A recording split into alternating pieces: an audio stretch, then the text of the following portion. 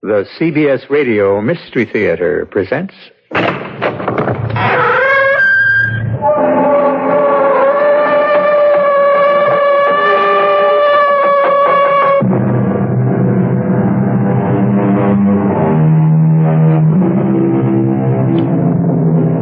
in. Welcome. I'm E.G. Marshall.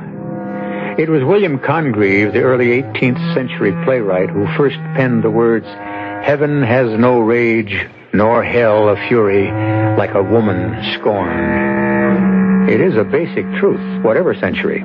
Certainly is true in the 19th, where this story lies. But the woman, in this case, not exactly what you might imagine, but I'm getting ahead of myself. Let's begin at the beginning.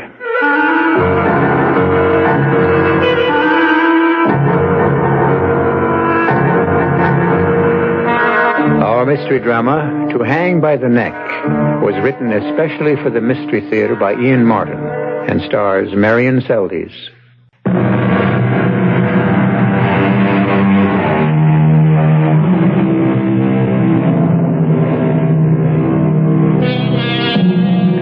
The Calvert Conway spread, brand mark C-C, used to lie between Dallas to the north and Houston to the south, and east by west between the Louisiana border and Waco. It wasn't the largest cattle ranch in Texas, but in its own right, between those two extremes, it was an empire. The ownership of empires, or the succession to them, has caused most of the turbulence in history, and has always brought tragedy and agony to the individuals involved in them, as witness the story of C-C. Carrie, what are you doing here? I came back, Mother. I thought you needed me. Of course I need you. But what good is this? You're gone. I've had enough of dreams. Maybe this is a little more than dreaming. What? Remember Becky Pryor, who was going to be my maid of honor? Of course. I had a letter from her recently. She's coming to visit from New Orleans. But you don't want to see her. That isn't true, Precious. Your father felt that perhaps the way I am, it wouldn't be the best idea. He's very solicitous of you, isn't he? Of course. He loves me. And me. He loved you. Oh, that's true enough. Rebecca Pryor, my best friend. I want to protect Becky. That's one of the main reasons I returned. And you must help her too, Mama. Please, protect my friend. Protect my friend. My friend.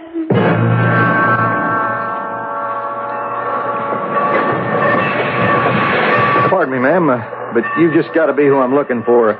Miss Rebecca Pryor? I answer to that name, sir. What is yours? I'm Teague Whitman, ranch hand of the C-C. I was sent to meet you. Oh, how nice. I was afraid I might have beaten my telegram here. No, it come on time. The only thing was, I reckon Mrs. Carstairs didn't have enough time to answer you back. Well, I'm glad, because being an anniversary and all, I wanted to come. Anniversary? Yes, sir. Just about 1 year ago, I came off this same old train to be maid of honor at my friend Carrie's wedding. Only to find out the terrible news. What news was that, ma'am? Both Avisham, her husband-to-be, had run out on her and carried it. You have no need to go on, Miss Pryor. I know what you're talking about. The hanging. I still can't believe anyone, especially Carrie, could kill herself that way. But I don't want to talk about it anymore. I can understand why.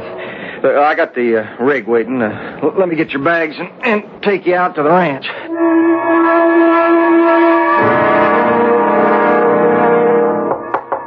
Who is it?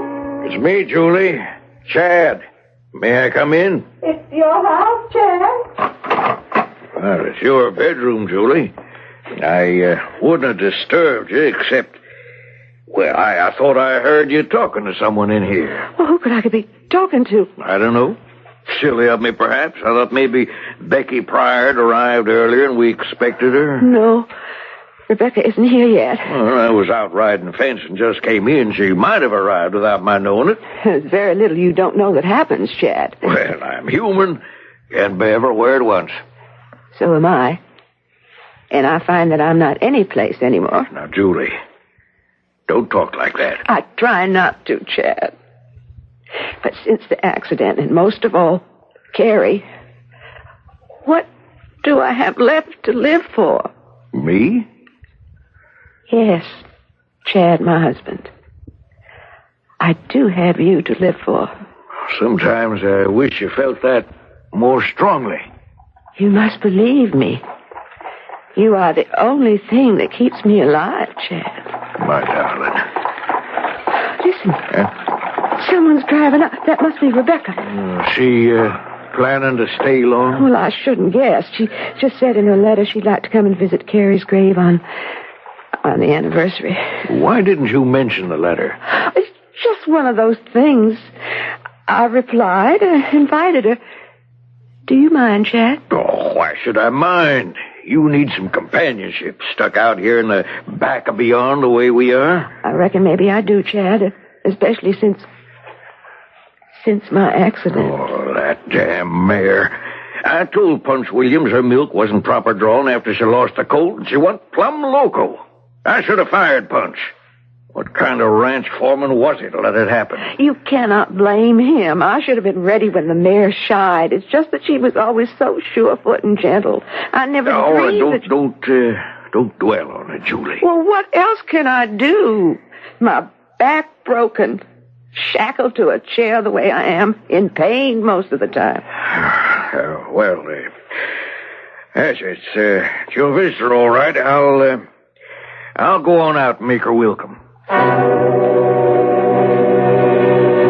never should have let Rebecca come here, except somehow I must find a way back to my own child. Oh, my lovely darling. The flesh cut and scarred, the staring eyes, your feet moving a little yet, as if they had life of their own, but all the rest of you was still. Why? Life could still have been good. Nothing should have made it worth throwing away.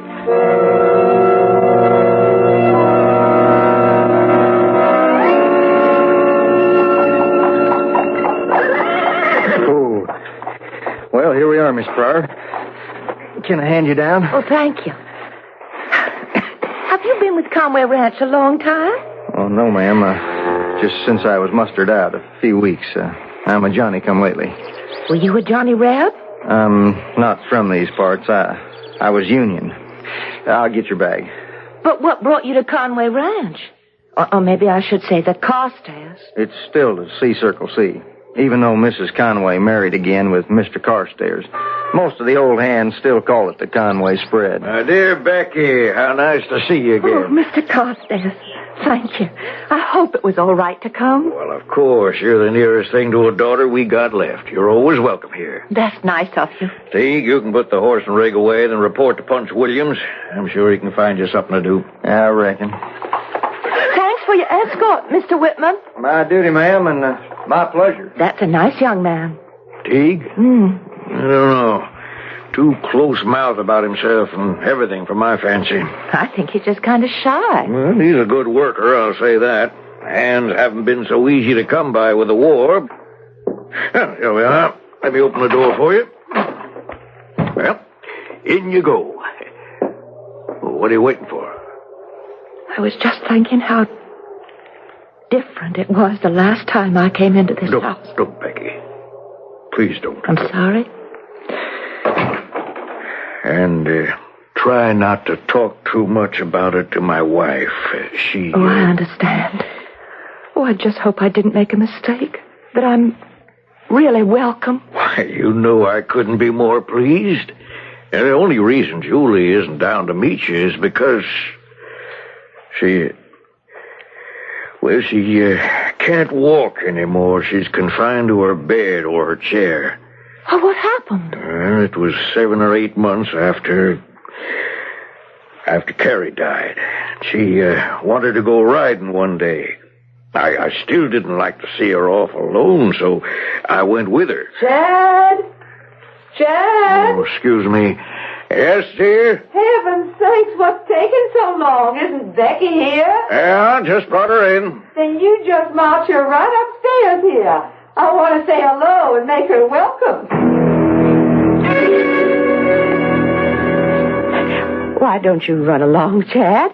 Us women can find plenty to talk about ourselves. Well, I thought I ought to see Becky settled for dinner. Well, Mrs. Ames can see her things are put away. Now, right now, I'd like to talk to Becky alone. Very well, Julie. See you at dinner, Becky. Right, Mr. Carstairs?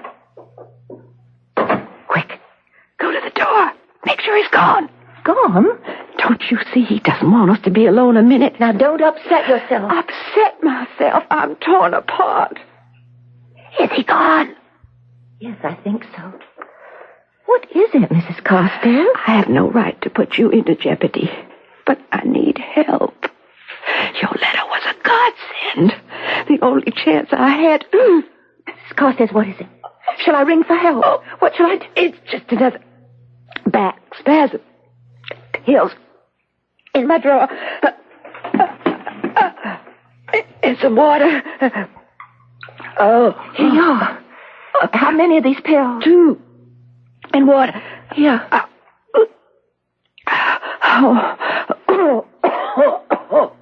Now, I can't tell you, but I must. I need help. And Gary can't rest in peace until the truth. Is anything wrong? You better come in, Mr. Carstairs. What's the matter, Becky? I thought I heard Julie cry out. It's her back, I think. I gave her some of these pills.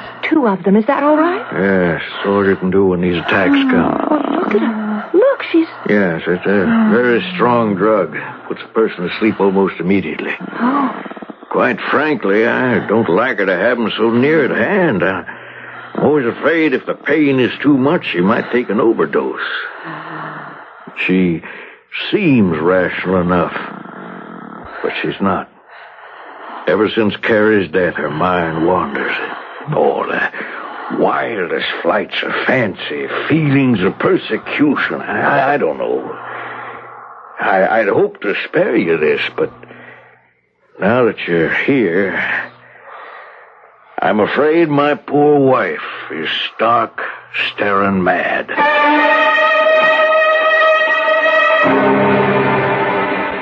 Rebecca Pryor looks at the handsome man, the lines of sorrow etched deep in the gentle face, and her heart goes out to him.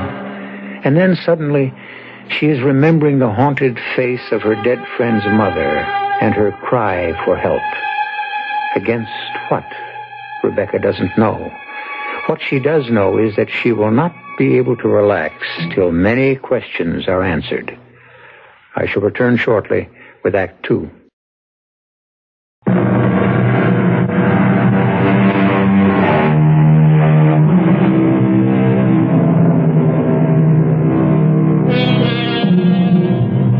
You are Rebecca Pryor.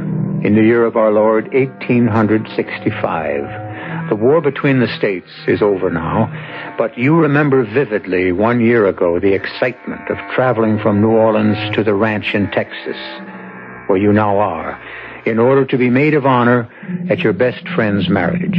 You were roommates and inseparable at Mrs. Covington's Seminary for Young Ladies during the war, and it was there that your roommate, Carrie Conway, met Beau Faversham, who was to have been her husband. Now, 1 year later, after the wedding that never happened because Beau disappeared and Carrie's awful death by hanging herself, you are back at the ranch.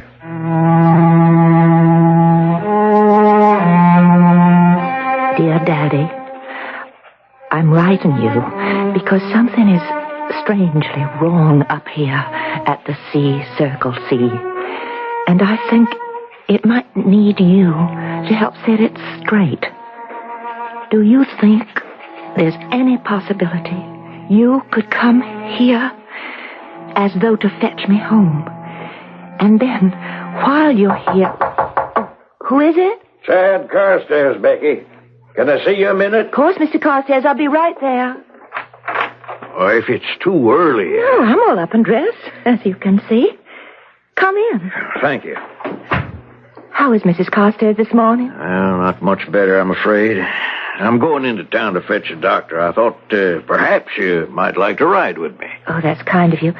But maybe I can help here with your wife. Oh, I doubt it. She'll be keeping to her bed today, and the housekeeper, Mrs. Ames, will be there to keep an eye on her. Oh, let me persuade you to come with me. We could have a nice meal at the hotel and give you some little holiday feeling on your visit. Oh, that's kind of you, but I am a bit tired after my trip up. I think I could just rest here at the ranch today. Well, if that's what you want. I tell you what, my ranch foreman hasn't quite decided what to do with that new hand who brought you from the station. I'll have him stand by. Don't bother. I can take care of myself. Well, if you want to rest, that's fine, but Teague will be available. And you're sure I can't help Mrs. Carstairs? Oh, no. Best thing is to leave her alone. She's a whole lot more than you or any one of us can handle.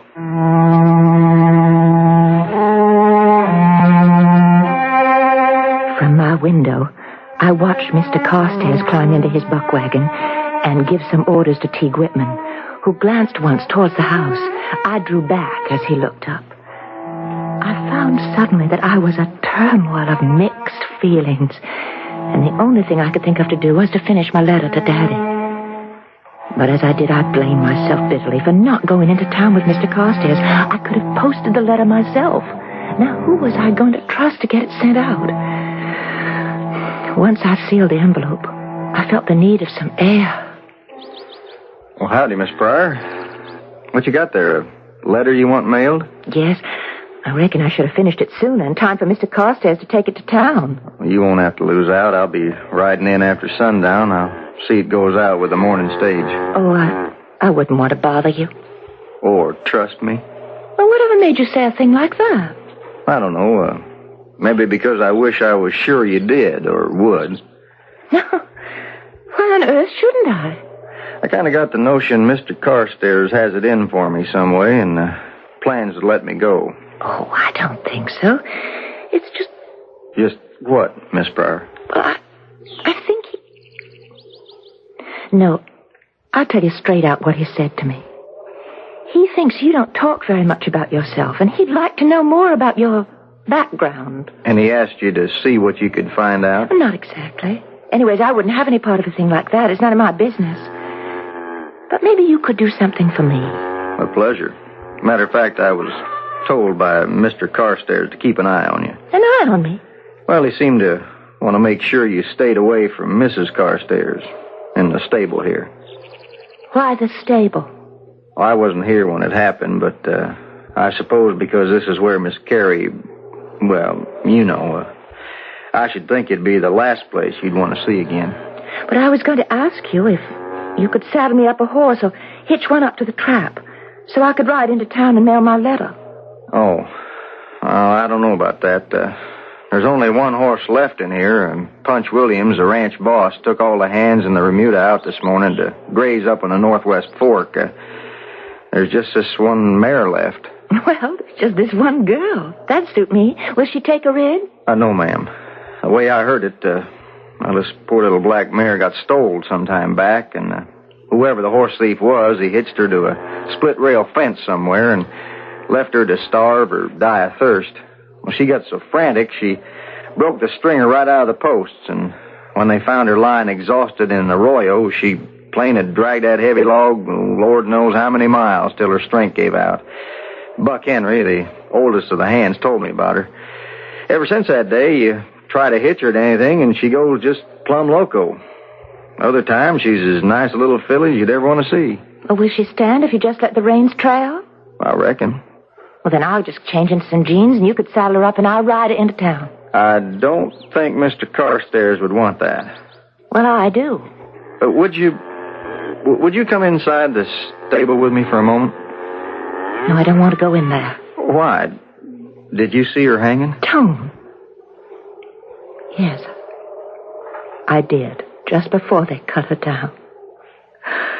Oh, how could she have done such a thing? I was hoping you might know the real reason. What do you mean, the real reason? Well, it's mighty hard to believe a girl could hang herself just because a man ran out on her, if he did. Oh, he did, all right. Where is he now, this man? I don't know. I don't reckon he'd dare show his face anywhere in this state, or Mr. Carstairs will be out looking for him. What are you doing? Opening the stable door. What for? Just where was she hanging? Could you point it out? From that big beam there. Oh, Lord, I don't see how she could have done it. Plain and simple, Miss Pryor. You toss a lariat over the beam, tie off the hitching rail so it hangs with a noose some 8 feet off the ground, climb on a horse, get under it, put the noose over your neck, and kick the spurs home. And you're left hanging. But to strangle slowly to death like that, it's so horrible. Nope. Chances are on the first drop you break your neck, and you don't know anything after that. Oh. No, ma'am, the how is not the question. It's the why. Just like you said. And I get the feeling you know more than you want to say about that. Who are you? Let me ask you a question first. What brought you back here? A year after it all took place. What are you looking for? What right have you to ask? Maybe none. You afraid to answer? I don't see it's any of your business. Supposing I could convince you it might be. What's that? Oh, someone coming. Why, it's Mr. Carstairs. Back from town so soon? I reckon he forgot something. Anything wrong, Mr. Carstairs? No. Just something slipped my mind. Becky, didn't you say something about a letter you wanted to get in the mail? Well, yes, I did. But I hope you didn't come all the way back here for that. Well, weekend coming up suddenly crossed my mind it could be important. I should take it in. Could I change my mind and come in with you? Well, that's always a lady's privilege. Tell you the truth, it's just what I hoped you'd do. It crossed my mind after I left. This was no place to leave you alone.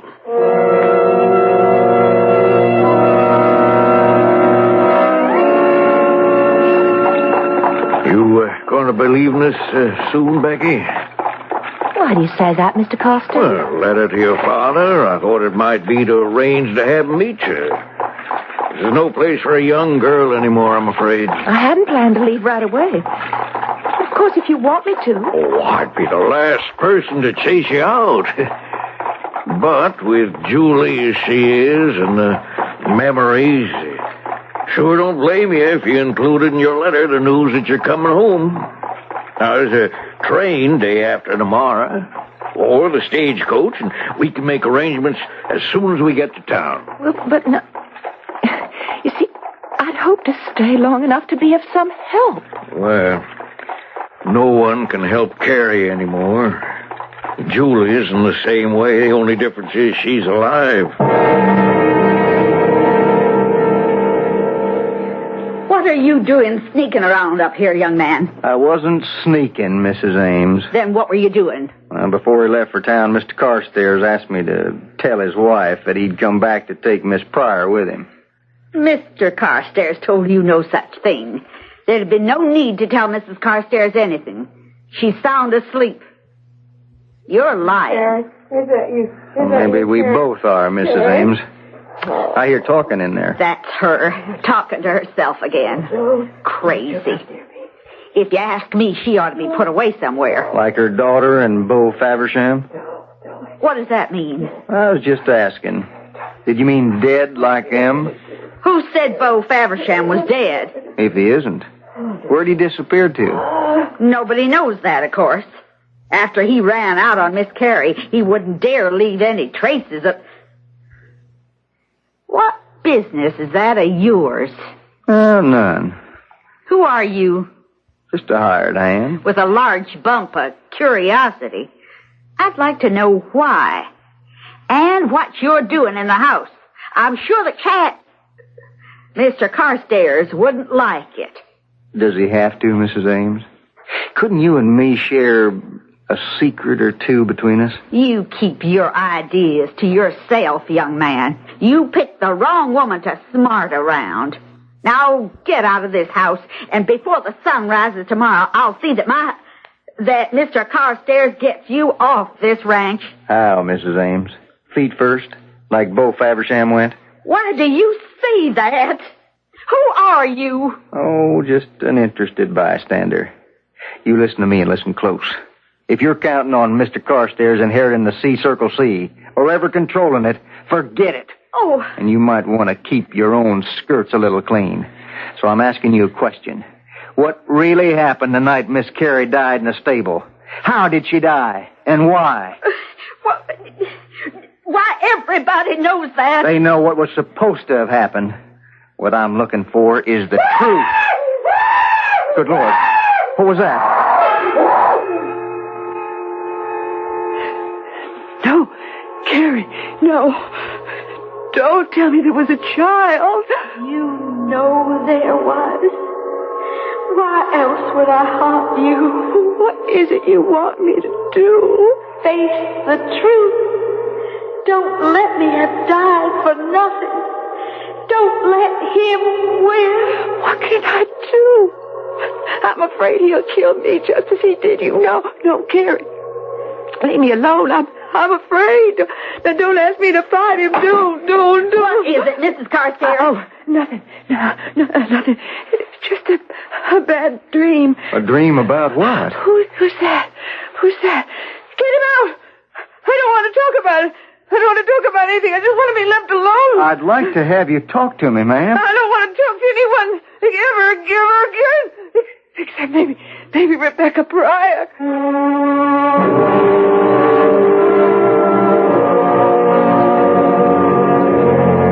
What is it that tortures Mrs. Carstairs? The daughter who seems to haunt her? You must believe that the Carrie who talks to her is a figment of the imagination, a reflection of a guilty conscience. But exactly why does she have a guilty conscience, if she has one? And who is Teague Whitman or Mrs. Ames? And most of all, why should a stranger like Rebecca Pryor be the one who, in her agony, Mrs. Carstairs seems to want to turn to for help? I'll return shortly with Act 3.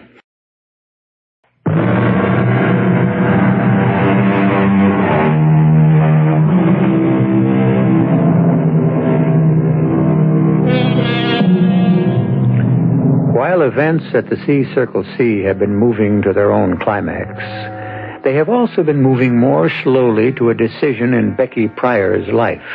First off, she has a strange feeling about the letter to her father. This is the general store. We can mail your letter right here. Why don't you give it to me, Becky, and I'll take it in. Oh, I can do it myself. Oh, it's no trouble. Won't take a minute. Unless you don't trust me to carry the mail. Why would I feel that way? But as I gave it to him and he swung from the buckboard and went into the store, I wished I hadn't. Some nagging doubt tugged at me. For a moment, I almost followed him in. But I was too late. For at the moment of decision, he was already returning. That's that. Now we can go visit Doc Medford. Yeah, boy, yeah. You really think he can help us? I don't know what that means. I'm afraid to say it means anything. It was honestly just a question. Then I'm going to be just as honest in return, Becky. No, I don't think he can. I don't think anyone can. Then why do you go to him? Well, what other choice do I have? I couldn't save my daughter. I'd like to save my wife. Why did Carrie do it, Mr. Carstairs? Hang herself? That's really, I suppose, why I'm back here. I just can't understand. That she counted the world well lost for love? No, she was young like I am. Some other man would have come along. I tell you true, I am never going to rest till I can understand why. Well, you're very young, Becky. so many things you don't know or even imagine. If it'll help you, I'll tell you the one secret. What? Why Carrie killed herself.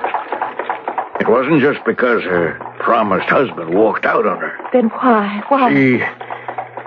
She was carrying a child that would have no name. Bo Faversham's. If he wasn't the father, who else could she claim? And how could she face bringing a fatherless child into the world? Right. I came back and I stuck my nose into it, stirred up muddy waters, couldn't leave well enough alone. What is well enough? What is it I'm looking for? And if Carrie didn't put a rope around her neck, how else did she die? And most of all, why am I so scared? Becky, I don't know what you wrote in the letter to your dad, but I didn't mail it. What? Here it is, unopened. I just felt there was no point in mailing it, the way I feel now. I don't understand. Well, I figured with you taking the train tomorrow morning, you might even get there before the mail's delivered. You want me to leave? Well, it would be best for everyone. I didn't see Mrs. Carstairs that evening. I went through all the preparations for leaving, haunted by some inner voice that I shouldn't, that something was being left undone. I didn't get a chance to talk to the doctor after he'd seen Mrs. Carstairs. And when Teague Whitman came to get my bag, he was escorted by that dour Mrs. Ames, so we had little to say to each other. I might have made some opportunity to try to see Mrs. Carstairs, but the truth is that after dinner with Mr. Carstairs, the wine seemed to go to my head, and I barely made it up to bed before I was in a profound sleep. Deep, but uneasy, because it seemed to me that in my sleep, I was talking to Carrie. Becky. Becky. Huh? Who's that? Who's calling? It's Carrie. But you're dead. In the grave, but not at rest. I wander and cry out for retribution. Retribution? For what? For dying too soon and dying in shame. Don't leave me alone. You're the only friend I have. But what can I do to help? Someone will show you the way. You have guessed at some of the truth. Someone will show you the rest. Someone. It's all going to be in your hands. Your hands. Becky? Miss Pryor, wake up. Wake up. Wake up. But who? It's Teague. It's Teague Whitman. Huh? You've got to get up. Here. Let me help you to your feet. That's it. Now, start walking. What are you doing in my room? I'm trying to revive you. You've been drugged. Drugged? With what? Keep walking. Breathe deep. With Mrs. Carstairs' medicine for her back pains. But why should I be drugged? So you could be killed more easy. Killed? Who would want... Shh. Why would anyone want to kill me? Same reason Carrie was killed. And my brother. Your brother? Yes, ma'am. Bo Faversham. You see, Faversham is my real family name. I don't understand. Of course you don't. Becky, it all goes back to what is the most unattractive of human sins. Greed. Chad Carstairs was foreman of this ranch, and he wanted to own the Circle C so bad he'd stop at nothing. He tried to romance old man Conway's wife and wouldn't have got nowhere except, well, fate gave him a lucky break. Mr. Conway died of a heart attack. So he swarmed around and finally up and married the widow, only to get a real shock. What sort of a shock? Well, he found out the spread wasn't left to the widow, but to Carrie, the daughter. He tried romancing her, but she didn't want any part of him. She had her own man, my brother, Bo, but Chad Carstairs is a man set on getting his own way, so he didn't stop at romancing. It wasn't my brother's child she was carrying. Oh, no. Oh, so that's why Bo walked out on her. And why she... Bo didn't walk out on her, Becky. He loved her too much. I figured Chad had some hired guns take care of my brother and leave him in the desert to have his bones picked clean. Carrie didn't hang herself. She was hung. But how? At the point of a gun. He had the rope all tied to the spike on the hitching post and made her climb on the horse, dropped the noose over her neck, and kicked the horse out from under her. I reckon, poor lady, she didn't care all that much about living anyway. But she didn't take her own life. It was took. How do you know all this? No, I don't. I'm only guessing. Well, how you feeling now? I don't think I'll ever want to sleep again. Oh, good. Good? Yeah, because I got to get you out of here while there's still time for you to get away. Well, I'm leaving tomorrow morning. Well, that may be too late. Too late? For what? To save your own life. Why should my life be in danger? Because this evening, while you were asleep, drugged, Doc Medwick and I witnessed this will by Mrs. Carstairs, leaving the C Circle C to you. Yeah, she'd asked you to take it home with you, well, to your father, to be recorded. But why will the ranch? To me? To anyone rather than the man who murdered to make it his own. And you were her daughter's best friend. But what difference does it make? A will could be changed at any time as long as... As long as the person who makes it is still alive. Becky, Mrs. Carstairs died less than an hour after this will was made. She's dead? A few more pills than you were fed. Mrs. Ames took care of that. She's in on it? She's Chad's real wife. What? It's true. Now, you come on with me. We're going down to the stable and get you some transport to get you out of here with a whole skin. All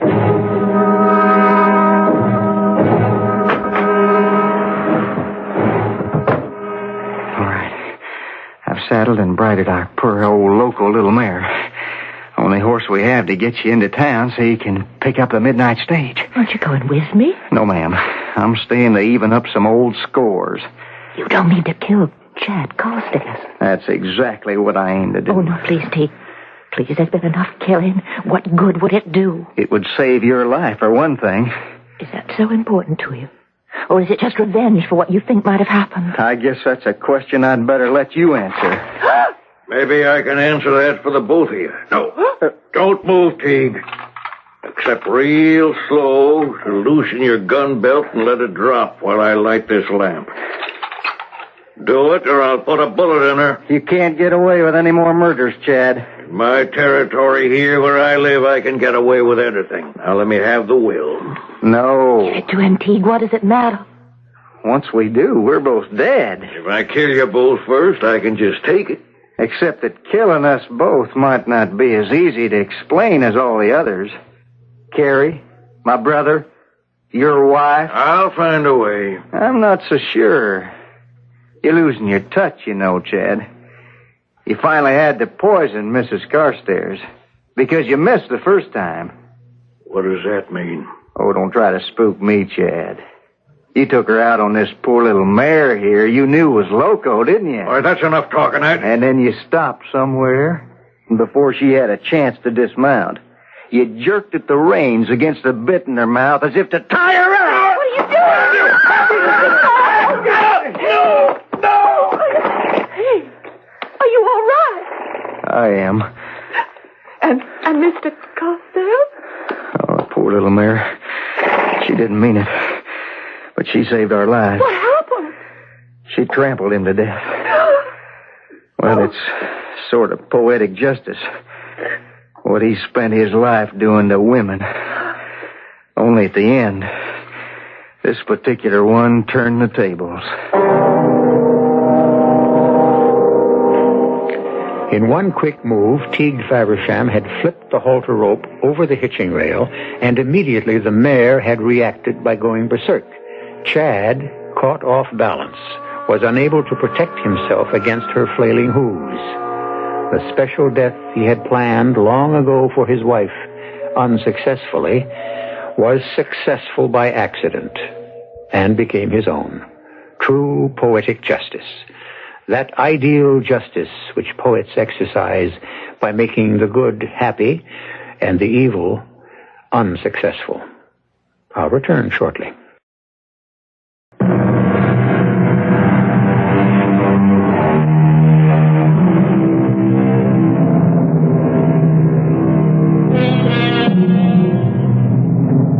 The C-Circle C has changed its brand, but the ranch is more successful than ever.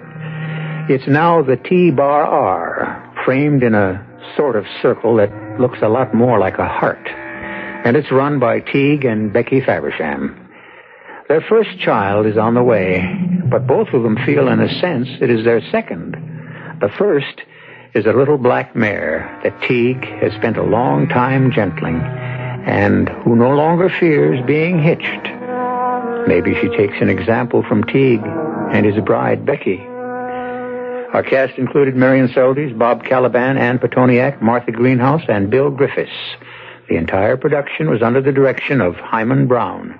This is E.G. Marshall inviting you to return to our Mystery Theater for another adventure in the macabre.